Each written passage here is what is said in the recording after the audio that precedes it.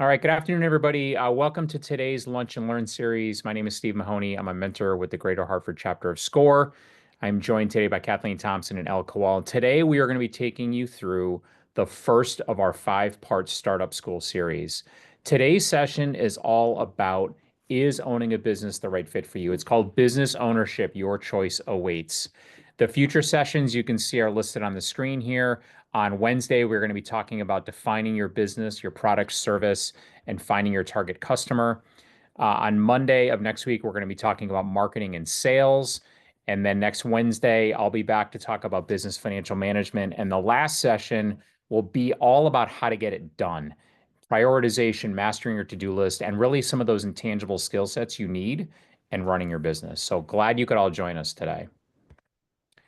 So we want to open up this session to talk a little bit about the myths and facts of owning a business. Now, for some of you who have been on this journey already, you may read some of these bullets and laugh at them and say, oh my God, these are not true. And some of you who are just starting out or thinking about starting a business may be thinking that, hey, maybe this will be true for me. So we wanted to lay this out because as we talk to a lot of our clients when they're just starting out and thinking of putting together their business, some of them think, hey, this will be great. I'm not going to have to work that hard or put in such long hours. I'm working a lot of hours with my employer today when I start my own business. I'm not going to have a boss. This will be great. I can kind of just do everything as I see fit. They also may think that their product or service is unique and that they're not going to have any competition because nobody else is doing what they're going to do. And some of them, they may think that, well, once my product is going to take off and I'm just going to start rolling in the money, and after a year, I can kind of scale back and let other people do the work. And some people actually think that they've got to do everything themselves and get it right every time. Well, unfortunately, none of these are really true. Some of them at times may feel like they're true, but in reality, there's a lot of emotional ups and downs in owning your own business. It's not for everyone. We like to tell everybody going in that it's okay if you decide this isn't for me. But we also like to tell everybody all the great things that can come out of running your own business. And if you're committed to it and follow the key advice, you can be very successful. However, it is a challenge. So I was thinking about this concept of the emotional ups and downs. I came across this picture a while ago of these two women on this roller coaster. And this one just made me laugh because you can see the woman on the left is absolutely terrified, and the woman on the right is just having the time of her life. And I thought, this is kind of like running your own business. There are days where you're going to feel like the woman on the left and think everything is going wrong, and I can't figure this out, and there's no way I'm going to get through this. And then there's other days you're going to feel like the woman on the right and thinking, this is great. My business is rolling. I love what I'm doing. The customers are responding to what I do, and this is awesome. And that's okay because there are a lot of ups and downs in running your own business. The key is really to understand the key issues that you need and what help you need in doing that. And as I was preparing for this today's session last night, I was going through these slides again, and I noticed something that I hadn't noticed before, which is the woman on the right who's having the time of her life is holding the hand of the woman on the left. And it kind of made me realize that when you're kind of terrified and going through the hard times of running your own business, you need help. You need that support system. And then we're going to talk a little bit about that as we go through this series and what kind of help you can get in determining where you need to go with your business. Now, over the course of this five-part series, we're going to be talking about two businesses and two business owners that we've created as a team, and take you through their journey and all aspects of running their business. And so you're going to be hearing about Sarah and Homer as we go through the series. So let's talk about Sarah first. She loves pets. She has a few of them. She's always been a pet owner, and she wants to start some sort of business involving animals. She's not quite sure what that business is yet and what it takes to run your own business, but she knows she wants to do something. And then there's Homer. Homer loves helping people. He's a caring person. He's very good at it. And he's like, I think I can turn this strength into a business, but I'm not quite sure what to do. Where do I start? And that's what we're going to talk about today is the big questions in starting your business. How do you think about the things you need to consider when you are just starting out or planning to start out?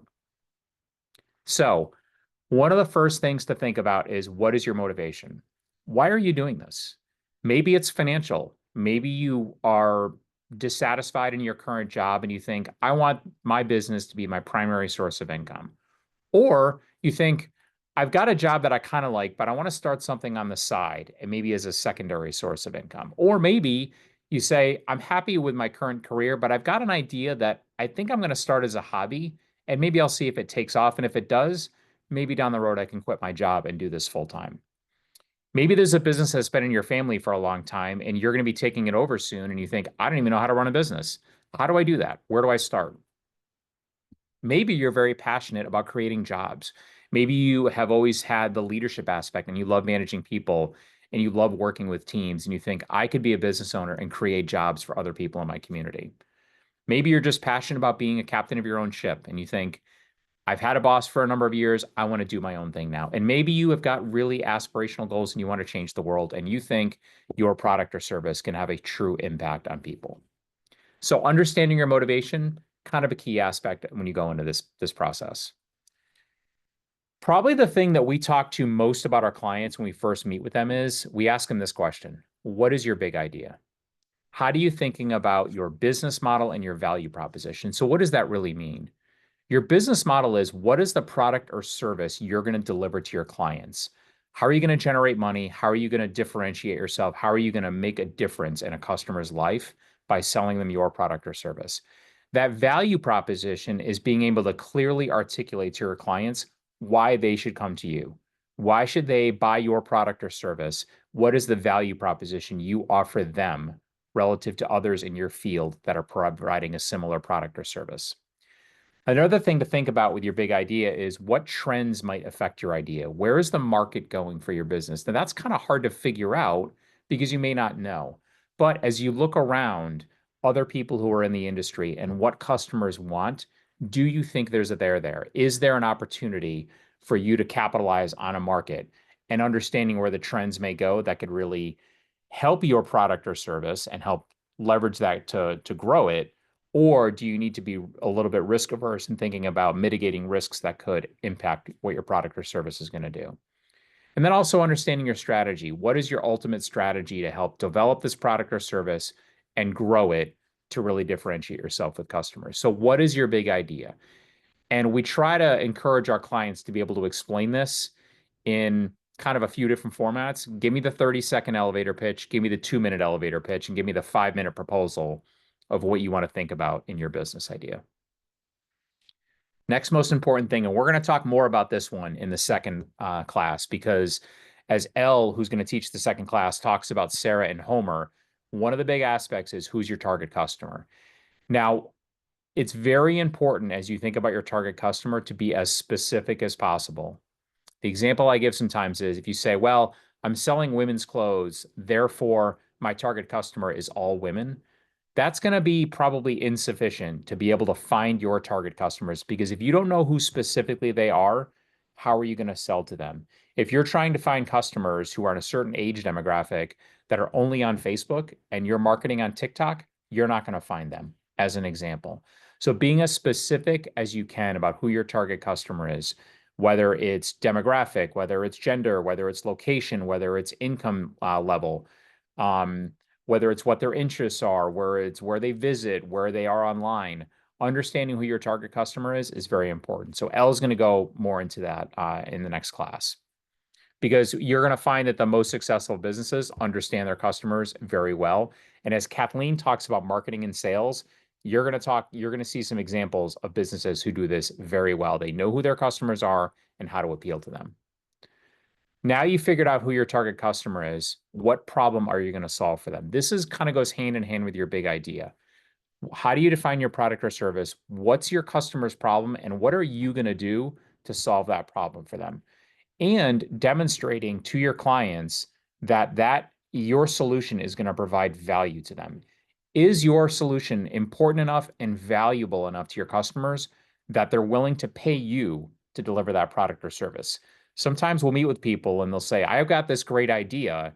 And we'll say, okay, that's good, but our customer is going to think that that is great an idea as you think it is. Are they going to see the value and what you want to provide to the market? And do you have the knowledge and experience to solve it? Passion is important, which we're going to talk more about, but you've got to have the skills and experience to be able to demonstrate to your customers that they can trust you to solve their problem. This is particularly important when it comes to the service industry. We've got a lot of people from the service industry on today's call. You are your brand. You're selling yourself and your skills and your experience to solve that client's problem.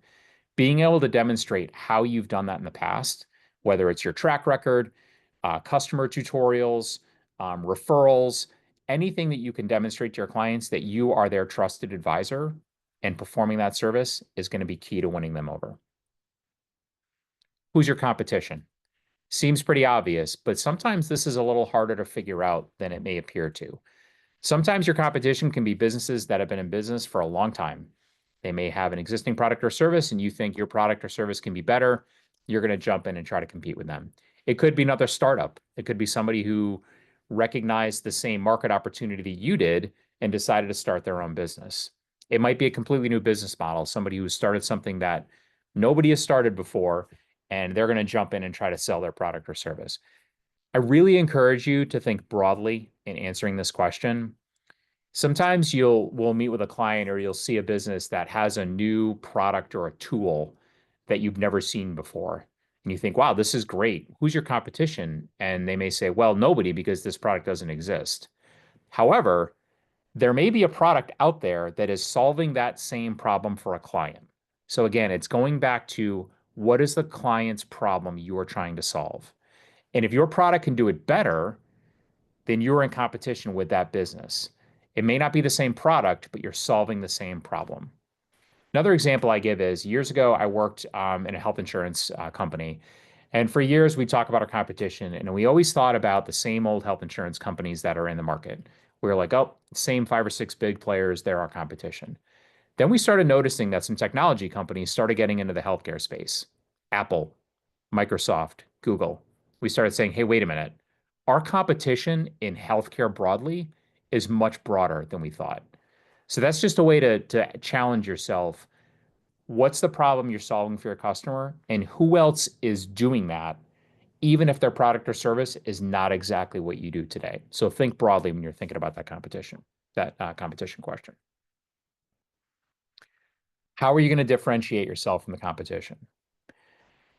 Maybe your product or service is better. Maybe you can deliver it faster. Maybe it operates faster. Maybe it's cheaper. Maybe it's just a cost situation. Maybe you can deliver a similar product for a lower cost for your clients. Maybe you've got some secret sauce that clients will resonate with and say, wow, I haven't seen that before, and I'm willing to pay for that. If you're in a brick and mortar location, maybe it is the actual location of your store or your retail outlet or your restaurant or your coffee shop. Maybe you say, this geography does not have this kind of business in it, and I'm going to go capitalize on a market because I know the market for this kind of business is strong, and there's no one within 20 miles, and people will be willing to drive here. So being able to differentiate yourself from the competition is another important aspect because at the end of the day, you're trying to convince a customer to choose you over somebody else. And you've got to be able to say, this is why you should choose me over them. This is probably one of the more important things that every business owner has to deal with. I would say that as we mentor clients, this is one that we spend an awful lot of time on because A, it's very important, and B, it's kind of hard to solve. So this is about finding your target customer, connecting with your target customer. And this is all about determining how clients are going to make a decision about your product or service. Now, sometimes what we call old school approaches may still work. Face-to-face interactions sometimes are still the best for some services. Sometimes businesses are still doing print, radio, and TV. I'll give you an example. Recently, my wife and I have noticed that there's a local attorney who is doing a ton of advertising. We're seeing their commercials on TV all the time. We're seeing billboards. I think, wow, that just seems like an old-fashioned way to advertise. But then it hit me, maybe that's the most effective advertising method for their business. Maybe a personal attorney is someone that you're not going to buy very frequently, like a Starbucks coffee, but you only find that attorney when you need them. And when that legal event comes up, you may think, oh yeah, who's that attorney that I kept seeing all those commercials for, that I keep seeing their billboards? They seem nice, maybe I'll call them. So again, it really comes down to the uniqueness of your business or your service and where your clients are going to potentially find you. The most important aspect, I'm going to say most important a lot during this webinar, but there are a lot of important things. But in terms of marketing, digital marketing is table stakes. I would say that as a trend, and Kathleen can speak to this better when we get to the marketing class. That is a trend that has really escalated and accelerated over the last several years, but it's kind of table stakes now. You've got to have a website. You've got to have some sort of presence on social media. Um, Understanding which social media applications to go to, I would say is important. And we ask the question of our clients, where are your target customers hanging out online? Are they the demographic that are going to be primarily on Facebook? Are they going to be looking for a type of service like you offer on Facebook? Or is your product or service more tailored to Instagram? Is Google Ads the best way that someone will find your service? Are TikTok videos going to be the best way to find your demographic? Those are just some examples that you could think about. Where are your customers going to hang out and where are they going to be looking for your product or service? Inbound marketing is another concept you could think about. This is a way to attract people into your website or your social media presence. An example that we often give is if you've got a website out there and you're a professional services firm, go to LinkedIn and establish a network of LinkedIn people. And then if you can post content on LinkedIn to basically about an article of interest that's related to your industry, get that out to your network. That can help draw people into your website and your social media channels. That's what's called an example of what's called inbound marketing. So again, a very important aspect. How are you going to connect with your target customers? How are you going to find out where they're hanging out and get them into your business and learn more about what you do? Do you have the skills and experience to succeed? This first bullet here, I think, is kind of hits the nail on the head. The customers and clients are very selective, especially when it comes to the service industry. As I said earlier, you're the brand for your service. They're trusting you to do something. Some of your services are going to be very personal in nature, and someone is going to be willing to, put a lot of faith in you that you're going to be able to do this really well. And that's an example of some business models that really require maybe scarce or deep skills and expertise of your industry and of your area of service. You're going to want to align your skills with your value proposition. So I talked earlier about when you're developing your value proposition of why you want your clients to come to you, you want to leverage your skills and expertise and what you've been able to do. And let's say you're opening up your new hair salon and you say, I've worked at a hair salon for X number of years. I've done all sorts of things. This is my experience. Here are some customer referrals. Here are some pictures of what I've done in the past. Here are all the different things I can do. That demonstrates that you've got your skills and expertise. Now you've got to figure out how do you differentiate yourself from the others that are in the industry, which is a very popular service. Sometimes when we're talking to clients, we'll say, well, what differentiates you from your competition? And they'll say, well, I'm really passionate about what we do. I'm really passionate about my business. We'll say, that's nice, but most business owners are passionate about what we do.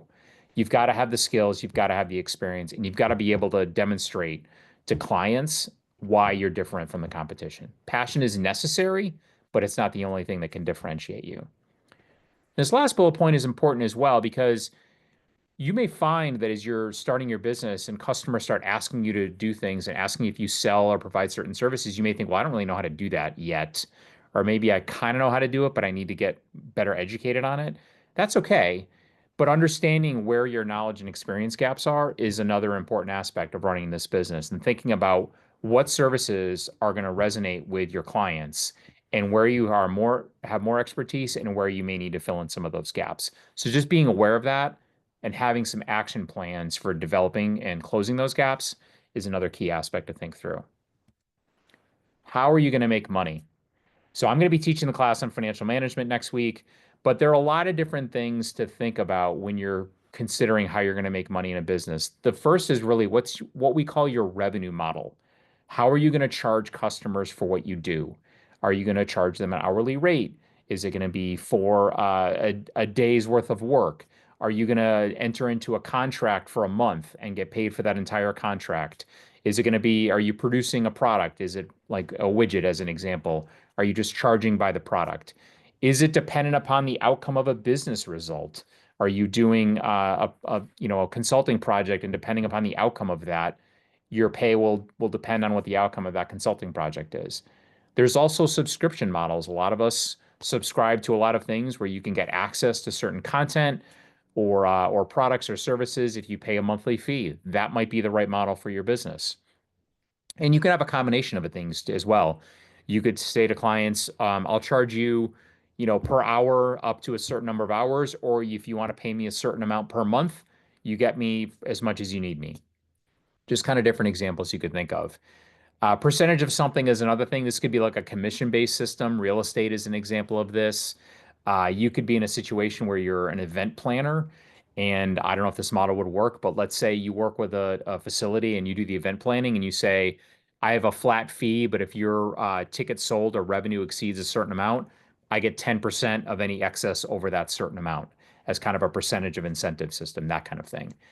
Um, so there's a lot of different ways to think about this. You could consider what others in your field are doing. Having a pricing model that is a little unique is okay, but if it is radically different than what others in the industry are doing and it's too confusing or convoluted, you're probably going to turn customers off. A lot of times, as we're talking with clients and we get into this topic of pricing, someone will say, well, how do I know what the right price is? And my cop out answer is there is no right answer, but the way to think about pricing your product or service is this concept of pricing elasticity. So, what that really means is a business owner can push their price only so high before a customer is going to walk away and say, I don't see the value of that price for your product or service. I'm going to either go to the competition or I'm going to do without. Now, the counter is you could price it lower and try to attract more customers who are going to say, wow, this is great. Look at how cheap that is.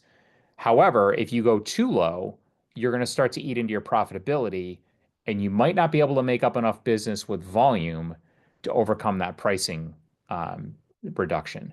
So there's this concept of pricing elasticity, which is there's a rubber band kind of pulling the customer and the seller are on either ends of that rubber band. And as long as the doesn't go too far one way or the other, then whatever a buyer and seller want to enter into what they think is a fair price, that's the quote unquote right price. Very hard to figure out without some trial and error and research of the competition and what customers are going to value, but that's how you can kind of settle into the what the right price is. Once you figure out how you're going to make money, what it's going to cost to run your business, you have to ask yourself if you can scale the business to the level it's needed to be profitable. Now, some of this goes hand in hand with what your motivation is.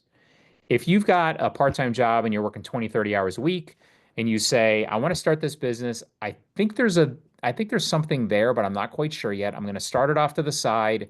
I want to see if I can generate enough client interest.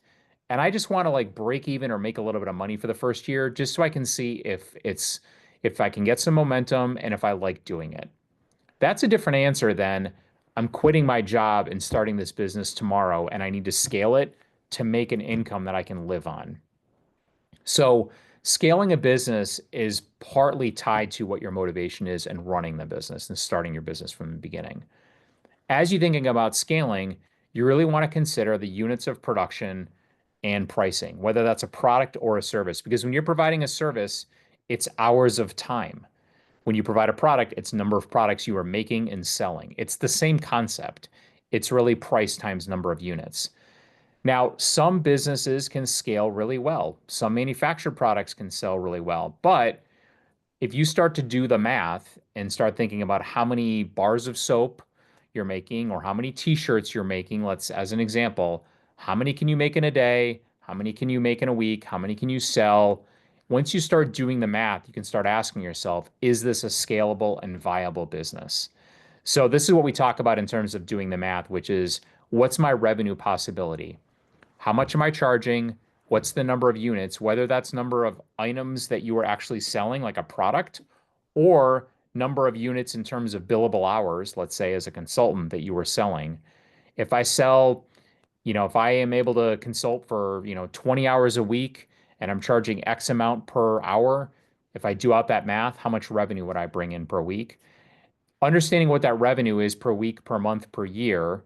And then you can start asking yourself, how much does it cost me to actually run the business? That's my expenses, whether it's office space, whether it's a physical location, whether it's salaries, contractors, taxes, legal, accounting, all those sorts of things you need to pay. And then you take the difference between your revenue and expenses, that's your profit. So as we're going through this with some of our clients, sometimes we'll ask them the big questions about what's your big idea, who's your target customer, How do you think about reaching your target customer? We'll start to say, is there a business here? Then when we start doing the math of how are you going to price your product, is your business scalable? That answers the question, is this a viable business? Is there enough of a market? And can you make this big enough to make it matter in your life and what you want to do with your time? So it kind of answers two different questions.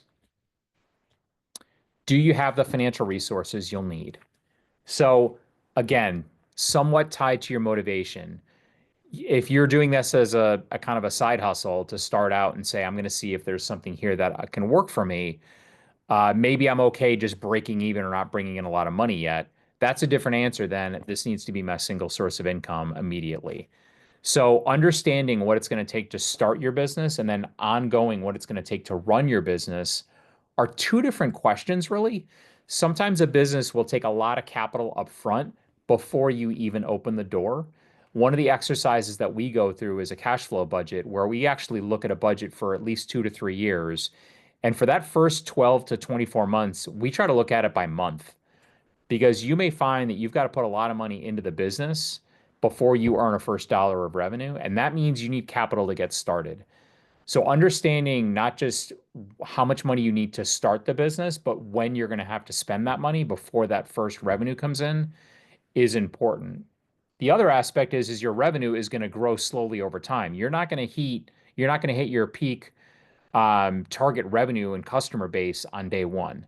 You're going to have to build slowly. So we try to think through what's the ramp up of your revenue in your ramp up of expenses, and then doing the math to say how much money do I need up front?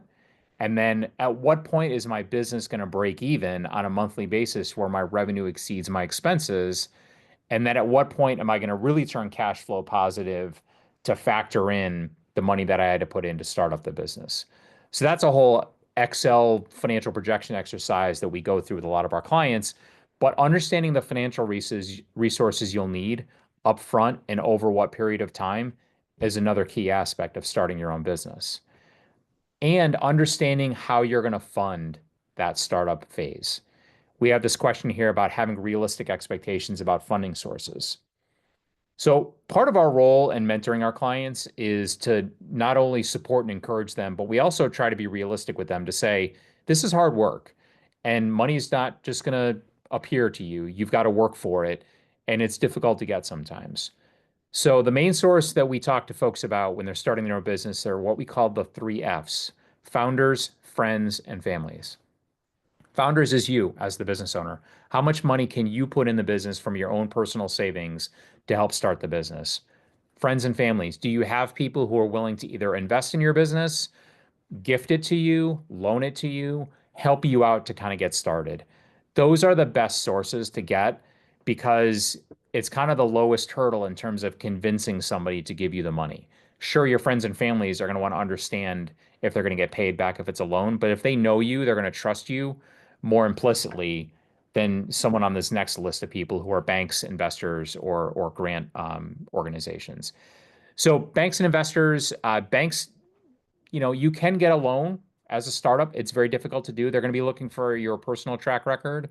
If you've run other businesses in the past, that certainly helps. They're going to be looking for how much money you're putting into the business as well. A bank is mostly interested, they're primarily interested in how are they going to get their money back with interest? They're investing in you. Same thing with an investor. Investors, people talk about like, well, I'll just get a venture capitalist or like these angel investors are out there. I really temper people's expectations with that because they are looking for industries and businesses that are going to grow like exponentially very quickly. They're looking for home runs as they think about investing in their money. They're investing their money in businesses. So that's very difficult to do. Banks, you may be able to get, a loan if you've got kind of that track record and a solid business plan, but it is a challenge. Not impossible, but it's a challenge. Grants are also a challenge, but they do exist. They're not easy to get simply because there's a lot of competition for them. Strongly encourage that you are diligent about grant research and understanding what is out there, what can be a good fit for what the grant organization is looking for in the business and what they're looking for to grant that money. I'll give a quick plug here for a series that we did. I think it was last spring. You can find the series on our YouTube channel. We did a four-part series called Financing Your Business. The first topic was all about getting your business ready to be financed. Then we brought in an expert on each of these areas for the next three topics. We brought in somebody from Liberty Bank to share the banking perspective about lending and financing your business. We brought somebody in who had gotten outside investing help. And then we had someone who talked about grants. One of my clients who is a great business owner, and she is very diligent about applying and researching for grants. Highly recommend that one if you had to pick one of the four, because she gives some great advice and tools in helping people understand the grant process. All right. Here's another thing to consider. All of the things that you need to do as a business owner. This is a typical organization chart for any company. You've got the CEO and the president, that's you. You're the management. You've got somebody in charge of operations. You got your chief operating officer. They're going to oversee production of your products, supply chain management, procurement with your vendors, getting all the supplies you need. You've got your CFOs in charge of all the administrative functions like finance, accounting, HR, legal. You've got your chief revenue officer who's going to oversee marketing and sales. They're going to handle all aspects of that. Maybe they've got customer service. And then maybe if your product or service has something related to IT, you've got a chief technology officer who needs to worry about the technical aspects of what you're producing. That's a lot of functions, especially when you're just starting out. And some of these you might not need initially, but some of them you definitely will. So you got a lot of different options. Maybe you want to hire some employees or contractors to help you out. Maybe you can find free help online. Um, there's a lot of people who will provide work. Maybe you can find some interns. Again, it's out there, but not exactly easy to find. Maybe you hire an expert. Now, I would encourage you as you think about things that you really may not know a lot about, especially in the accounting and legal space and cyber and IT. If you've got a heavy presence online and you've got access to really sensitive customer data, highly encourage you consult with a cyber expert. These people, it pays to hire somebody to help you out. An accounting one is an example I always give. I tell people I would rather have you spending your time worrying about marketing and sales to your clients and taking care of your clients than worrying about the tax code. Hire an accountant to help you out, provide the advice you need. Same thing with a lawyer. You want to have a customer contract that's going to outline everything you're going to do. Have a business attorney take a quick look at it and give you the advice to make sure that you're not missing anything. Or maybe you decide I'm just going to do everything yourself. Sounds great in theory, except none of us have a cloning machine. When you think about having to do all of these things yourself, it's kind of overwhelming. So, thinking about key aspects of who is going to help you out, whether it's your accountant, maybe it's your insurance advisor, maybe it's your business attorney, maybe it's your banker, maybe it's your SCORE mentor. All of those people are part of your team. Part of starting your own business is building your team of advisors, people who are going to help you through this journey. Some of them may be willing to do it for free. Some of them may charge you a nominal fee, and some of them may be super critical as you think about who's going to do all this work for you. All right, business plan. Do you need one? Yes. Even if you're just starting out, highly encourage you to do one, even a simple one, just to get started. Sometimes people will say, what do I need a business plan for? Who's it for? It depends. Initially, the audience is you as the person who owns the business. We encourage people to start with a one-page business plan that we offer a lot of our clients. It'll be part of the resource kit that you get as part of this series. It just helps you get yourself organized among a number of different things in starting your business, your value proposition, your key problem you're going to solve for your clients, your target customer, how you're going to reach them, et cetera, et cetera. We have a template that you can use. You can also use, there's generative AI tools that are out there that I'm sure a number of you have heard of. My one caution on this is I would encourage you to use AI tools to help shape your thinking and fill in the gaps of what you've started, but do the work yourself. I've had clients who I encourage them to fill out the one-page business plan. The next time I meet with them, they said, here, I had ChatGPT write my business plan, it's done. If you haven't put the personal energy and time and thought process into writing those bullets, you haven't really done it yet. You've kind of gotten somebody else to do your homework. So highly encourage you to do that. It doesn't have to be a novel. It just can be a starting point. You're going to probably want to iterate. If you've got multiple products or services that you're considering and you're not sure which business you really want to start because you got a lot of ideas, do that one pager for each unique aspect of the business. I've had clients do this before. It helps them crystallize that maybe one idea has got a lot more gaps and holes, and the other one has got more foundation to it. And maybe they should pursue that second one because they've got a higher chance of success. Expect to make changes as you go through this because the market's going to change, your interests are going to change, you're going to hear more from your clients. A business plan is really a living, breathing document. You're going to kind of change it and come back to it and revise it over the course of the year, and kind of as things change, decide which direction you may want to go in, and where you take your business. Now, the other aspect is if you're going to be going for a loan or going with investors, you're going to need a more comprehensive business plan that just kind of builds out a lot of these pieces in more detail.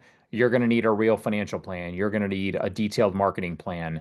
You're going to need detailed market research in terms of what's going on, because the audience that is going to be investing with you, whether it's an investor or whether it's a bank who's going to be loaning you money, they're going to be looking for that deep understanding of your industry and your business if they're going to give you that money.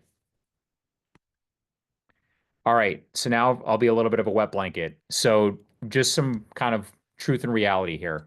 Why do businesses fail? These are just some statistics from the Bureau of Labor and Statistics and the Small Business Administration.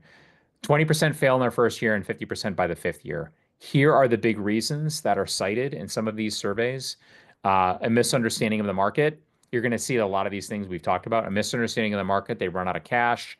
They have the wrong team of people trying to provide that product or service. They get outcompeted by the competition. They're not profitable enough. They don't have a deep understanding of their pricing and cost issues, and they can't overcome that pricing elasticity we talked about.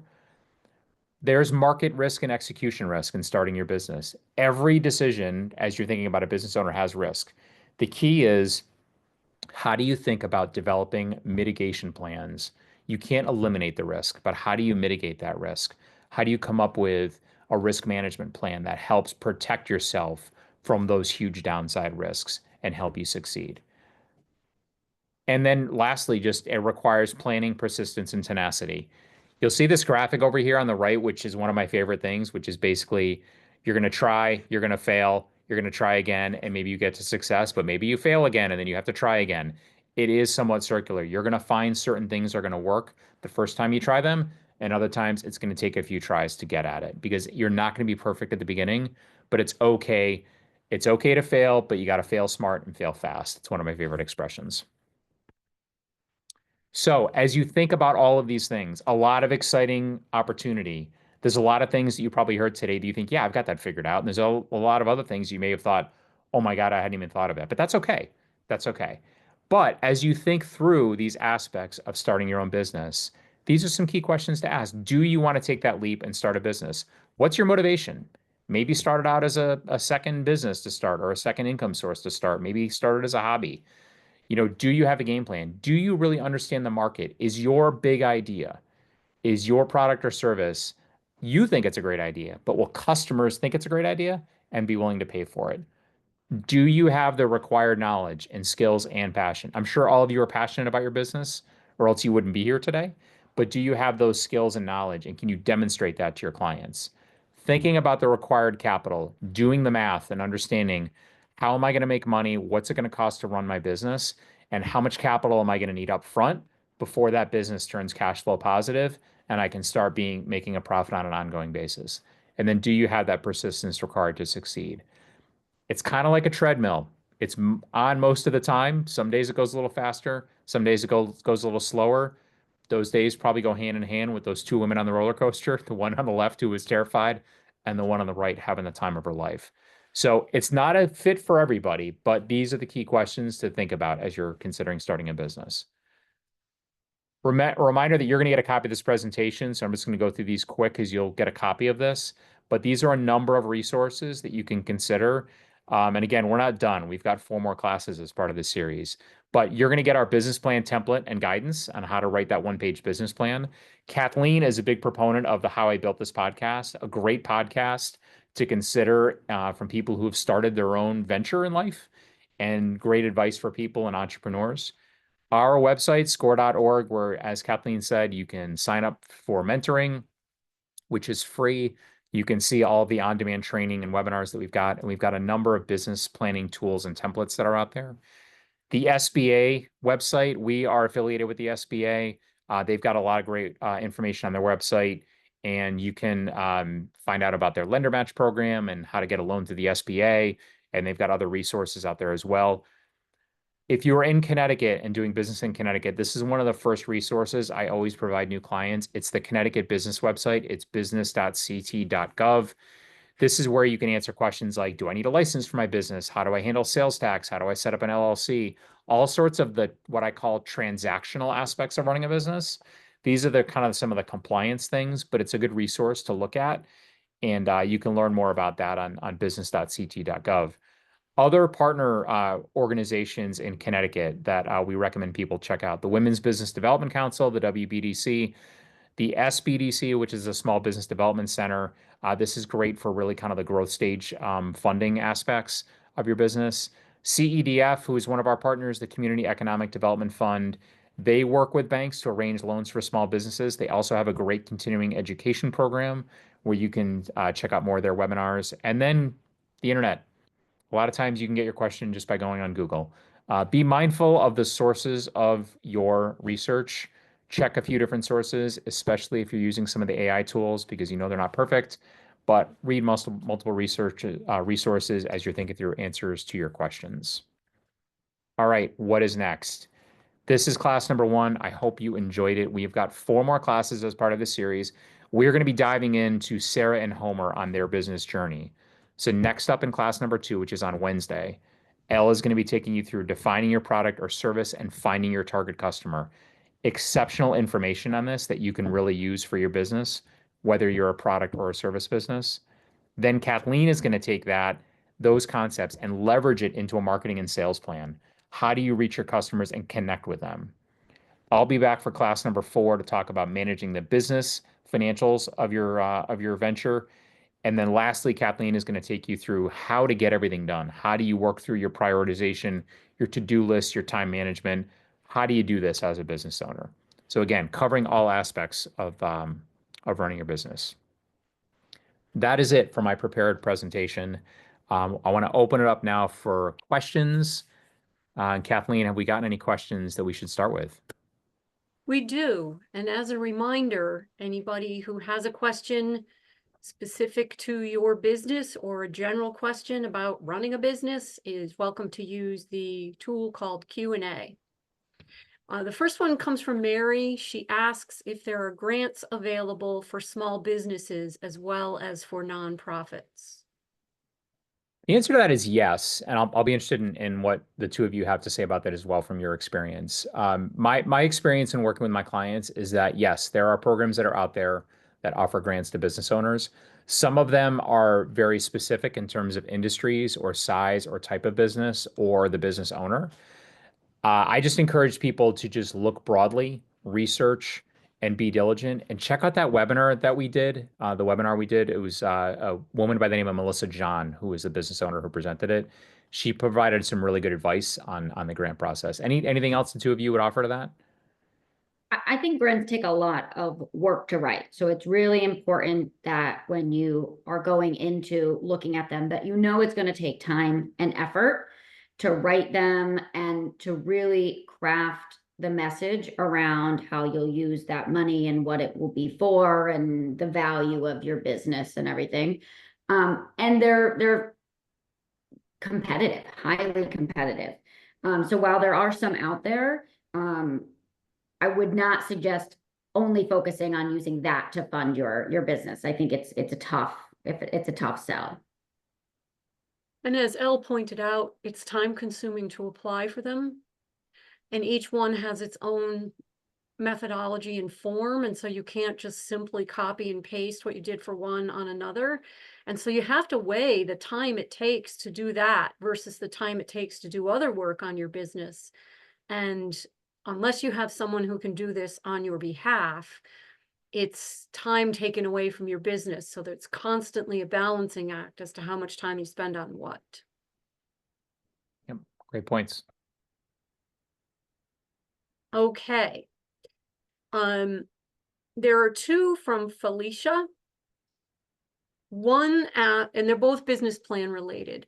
The first question is, once you have the business plan drafted, would you consider that an entrepreneur is ready to meet with a mentor, or should you meet with a mentor before? And then the second question is, who, if anyone, needs to see your business plan? Okay, great questions. The first one is you can meet with your SCORE mentor with or without a business plan. If you've got one, great. It's a great jumping off point to kind of help crystallize things. But if you want to start meeting with a mentor to kind of tease out your idea, one of the things that mentor may ask you to do early on is to do that one-page business plan. So either way would work. And then as far as who the business plan is for, it really depends. At the beginning, I like to think of it as for yourself and your mentor and kind of other advisors. You're really trying to help kind of crystallize and shape your thoughts of how you're going to start this. But you're going to evolve it over time because you're going to learn new things. The business is going to change. You're going to see things from customers and you're like, oh my God, I thought this product would resonate, but they have no interest in this. That I'm not gonna pursue that any further. So it's going to evolve over time. Eventually, you may need that business plan if you're going to try to apply for a loan or try to get people to invest in your business. Now, when you reach that stage, it needs to be more than a one-page business plan. It needs to be more of a comprehensive business plan. Now, that could be for a bank, they may have a form, a kind of a form template that they want you to use, or you could kind of build out something on your own, and your mentor can help you with that as well. Anything the two of you would add to that? Oh, we have templates. SCORE has templates.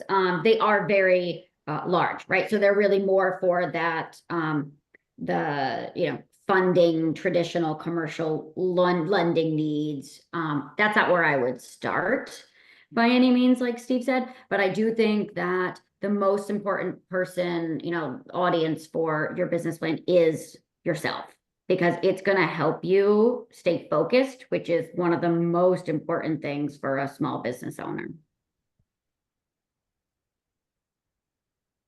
All right. The next question is from Danielle. I would like to attend all the sessions in this series, but I have a client meeting on Wednesday and can't attend. Is it possible to get the slides and video to watch so I don't miss anything? The answer to that is yes. So all these classes will be recorded. If you register for the class, you will automatically receive a link to the recording with a copy of the presentation. So we'll highly encourage everybody to join live. That way you can ask your questions live and get those answered. But if you're unable to attend due to a conflict, at least register because then you'll get a copy of the recording link afterwards. At what point do you set up your business structure, i.e. LLC? It's a good question. I would say, there's a cost to setting up an LLC. I like to, and I'll be interested in the answers that you typically provide clients. I generally, if they've got kind of an idea that they think they've rooted out and they think they're ready to pursue with, they're kind of ready to go forward with, to me, the next gating step is set up an LLC, get a business bank account, and get an EIN for your business. That's kind of the next step there. But if they're in the ideation stage and they're not even sure if they want to start a business and they're just trying to figure it out, or they don't even know if it's right for them, I think it's too early to spend the money on that. I don't know what the two of you think on that. I would say I would even go one step further, which is depends on what kind of business you're creating. There are several people who are clients of mine who I'll just call it a hobby business. They're maybe retired or work part-time and they really don't expect to make a whole lot of money. They just want to have this little side thing. And if that's what you want, like be clear about what it is you're going after, because if that's what you want, you don't necessarily have to create an LLC. You can just be a solopreneur and put it on your personal taxes and create a Schedule C. Now that means you're going to pay personal income taxes, which is different, and you're going to hold 100% of the liability. But if all you're doing is selling at craft shows or, something small, you don't necessarily even have to do it at all. Most should, but not all. And if you think that you're going to start really tiny and then see what happens, you can always graduate to the next step. at any time. And the same thing is true if you want to create a nonprofit. You can start doing the thing without incorporating first, and then see how people like what you're doing, and then move to the next step. So it's very personal, depending on how much money you're investing up front. If you're doing a brick and mortar thing with rent and you're signing a lease, you better set up an LLC way before you do that. But if you're doing something small, online, no big deal, you have options. Right. No, that's good advice. Hey, Kathleen, before I forget, I know we still have time for more questions. I know we have a lot in the queue. Why don't we put up our mentor poll, just in case we lose anybody else? So Oh, right. we're gonna put up a quick poll here. If you are interested in getting a SCORE mentor, just answer these questions appropriately, and you'll get an email from me later today, just showing you how to do that and giving you some instructions on how to do that. If you are not interested in a SCORE mentor, do not worry. That's fine.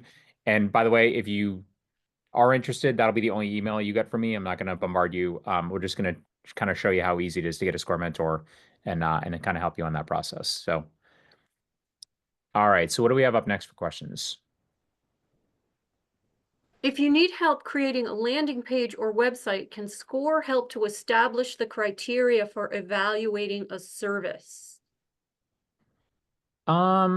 I would say, and I may defer to the two of you on this one, that maybe help you provide it with other clients. I mean, certainly we work with our clients in evaluating their website and giving them some advice on how to make their services a little clearer, maybe from the side of the customer coming in, and just some advice on how to showcase certain things. But in terms of the actual creating of the website, that's not necessarily something we do. But there's probably a lot of people out there who do that kind of work, and there's probably a lot of advice you can get on the internet. Would you two of you agree with that? Yeah, I mean, the question Felicia asked is, can we help to establish the criteria for evaluating people who are saying they're good at this? And yes, we certainly can help you with that. Some of us know people who do it, and we can give you some recommendations. We never give you just one option. We are just like any government agency. We're supposed to give you 3 options so you can choose, and you're not obligated. It's only if we are familiar with certain people that we know are good. It helps that you've got some that have been vetted already, but definitely we can help you with that. In the end, it is your choice, and to some degree, you're going to want to do the research and asking them who their previous clients have been, and looking at those websites and seeing if the style fits your sensibilities, in terms of, because some of them are very aggressive and hard hitting, and it's just the style of the designer often shows up when the website's being developed. So you want to definitely look at other websites they've done and see if you like them before you make a decision. That would be your biggest criteria. But yes, a mentor can help with that. And also, there are probably workshops. I'm sure there are workshops on basic design principles and on score.org. And so you could take some of those, and so at least you'd have the language to use when you're talking with a web designer. All right, the next question is, are these webinars applicable to a nonprofit business? I would say for the most part, yes. I'm not a nonprofit expert, and the two of you may have more experience than I do. But at the end of the day, we're going to talk about reaching clients. We're going to talk about how that business is going to generate money, managing your finances, getting things done. A lot of these principles apply to every business. I would say that nonprofits are going to probably have different aspects that we may not get into specifically, but I don't know if the two of you would add anything different to that. No, I think it's very applicable. The next session, really understanding your target audience and your market. That's super important in the nonprofit world as well, because if you're fundraising, if you're trying to gain, people to come on board or participate, you need to make sure you're targeting the right people. And when people give money, especially if it's for any fundraising, those are very emotional decisions. So understanding the right market, the right people, and then what Kathleen's going to talk about from the marketing and sort of sales side That's all super relevant because you need to really understand your client or your potential partner there, and that's going to be really relevant to you as well.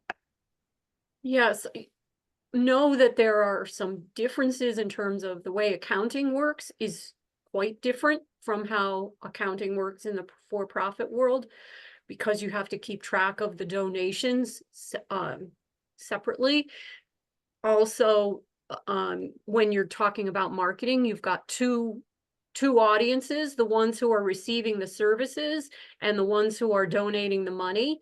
So you've got double the marketing responsibilities with a nonprofit. But other than that, the basic accounting is the same. It's just some of the terminology is different. And knowing your numbers is important in both cases as well. And the marketing is very, very similar. So yes, it's very applicable.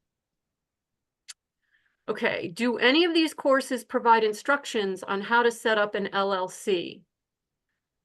No, they do not. That's where you're going to want to go to the Connecticut business website. They have instructions on how to set up an LLC.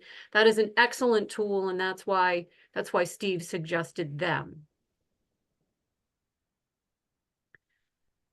Can you recommend a tutorial or another place where I can learn or practice improving presentation skills, both creating the slides and speaking skills? And are there any other recommendations you have as better alternatives to Google Slides? I mean, in terms of alternatives for Google Slides, I mean, I tend to use PowerPoint. It's just what I've used most of my career. Some people like Google Slides better. I know there's probably other options out there. And then in terms of tips for using that or Google Slides, my advice would be to research online. I've found that people get a lot of value out of YouTube videos and researching certain best practices, using those and finding tips that way. We've probably got classes on the SCORE website that have webinars that have been held across the country in terms of those topics. So that would be a good one. Speaking skills, I can't think of a good answer off the top of my head other than trying to find a service that does that kind of thing where they're providing presentation and speaking skill training for people. The two of you have any ideas on any of those topics that I haven't mentioned? We Yeah, I mean, actually there's, did a yeah. workshop probably in 2022, if I had to guess, about this subject. So if you go to Greater Hartford SCORE, if you search for Greater Hartford SCORE on YouTube and then you do the search inside there for communication, Right. it had to do with both the slides and also had something to do with your voice. So I would try that. And then again, go to score.org and you might find some others. Yeah, and I think that I mean, I know of Carnegie Mellon and Toastmasters. Those are two organizations that a lot of corporations and or salespeople use to sort of help craft the messaging and how they're speaking and networking and things like that. But you can also practice on your family, practice on, prospects that you're comfortable with. Because the best way to hone your voice is to keep doing it.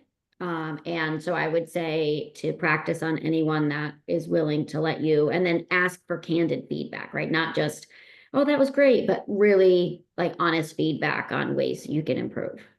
Elle, you raise a great point about the practice point because one of the key aspects in presentation and speaking is demonstrating authenticity. And if it's too rehearsed, people are going to realize that you're performing for them and it's not authentic. And especially if you're trying to sell a service, they're going to be looking for authenticity. So that practice helps you get through that where you're no longer memorizing or performing. You're actually just speaking and talking with people. Mm-hmm. Here's a long question about a meal prep service in the Denver area. Target audience, diabetics and athletes attend a lot of race events. What suggestions do we have to reach their target clients and generate more revenue? Do not have a subscription model because some people don't want to feel like they're in a contract So, one of the suggestions I'm going to make is to listen to that How I Built This Podcast and do a search on their site or in your podcast app for topics that are similar to this. I know I just heard one not too long ago that was the person did something somewhat similar to this and had similar questions. The podcast series has morphed recently to one where it's just a conversation with a business owner that might be related to your topic.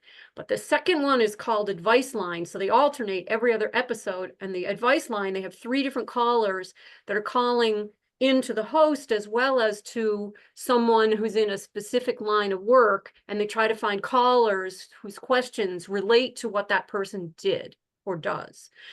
And you might find some help there, because this is the kind of thing that you're going to want to really talk through with a SCORE mentor or someone like that, because whatever we could tell you in 30 seconds would be not all that helpful, unfortunately. If we were working with you one-on-one, we could, but it's kind of hard to say, and other than to take our next 2 workshops and see if you get any good ideas out of that. It's And hard I would, to, like yeah, Kathleen, I agree. Like, I think you'd probably benefit from the next session for sure, because I think you need to further refine your target audience. So, and Steve sort of touched on this a little bit. We're going to talk a lot more about it on Wednesday, but you said target audience is diabetics and athletes. What else? Like, what type of athletes? Or is it male? Is it female? Do they have a certain amount of, expendable money? Are they focused on nutrition? Are they focused on bodybuilding? Are they, so really understanding that target audience a little bit more, and then saying, okay, well, where do these people get their information? Where are they going to get, information? Do they already get supplements? Where do they go to the grocery shop? Where do they, and start to figure out, how can I insert myself in their line of sight, right? So meet them where they are. So I think I would suggest you further look at that, and we'll talk more about that on Wednesday of how to actually do that. and I would say that diabetics and athletes, unless they're athletes with diabetes, that those audiences are so different from each other that if you try to market to both of them at the same time, neither one of them will relate to the other. You'd have to have 2 totally separate marketing channels, one speaking just to diabetics and one to athletes, because those 2 issues don't overlap unless you're talking about blending them together and saying athletes with diabetes. So that would be my 2 cents on that one.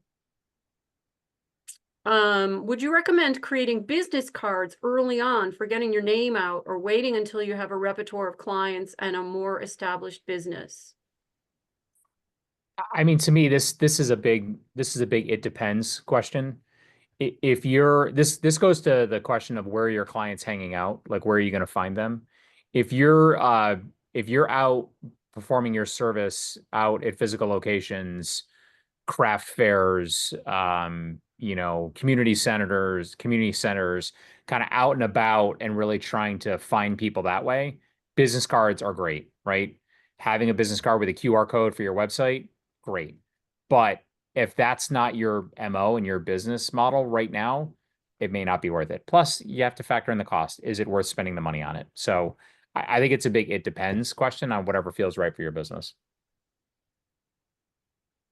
It's a really inexpensive way to reach a lot of people if you do public speaking, craft fairs, anything where you're out in public. I can't tell you how many times I recommend that people put a business card together because they go, oh, they're so passé. Well, they are, but they're not at the same time, and especially if it has a QR code on it. So as Steve said, it depends. All right, somebody suggested Toastmasters International, and yes, thank you very much. Another person says that Apple Keynote is another alternative to Google Slides. It absolutely is. I was going to mention that. And also Canva, which we talked about actually before the webinar was starting. The fact that I was trying to teach somebody Canva the other day, and that we have a workshop on that on our YouTube channel. Canva does presentations as well, and it's much more sophisticated than Google Slides. All right. Right. I think That's that's it for the Q&A. it. All right. Well, why don't we go ahead and wrap up here? We want to thank everybody for joining today. I hope you enjoyed this session. If you have not signed up for the next session, please do so. You can do so on our website.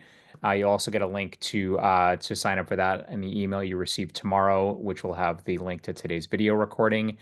And if you have not checked out our YouTube channel, please do so. If you go to YouTube and search for SCORE Greater Hartford, you will find all of our videos there. And if you subscribe, you will be notified every time a new video is posted. That way you can stay on top of all the webinars we've done. So with that, Kathleen, we can go ahead and stop the recording, and we will see everybody on Wednesday.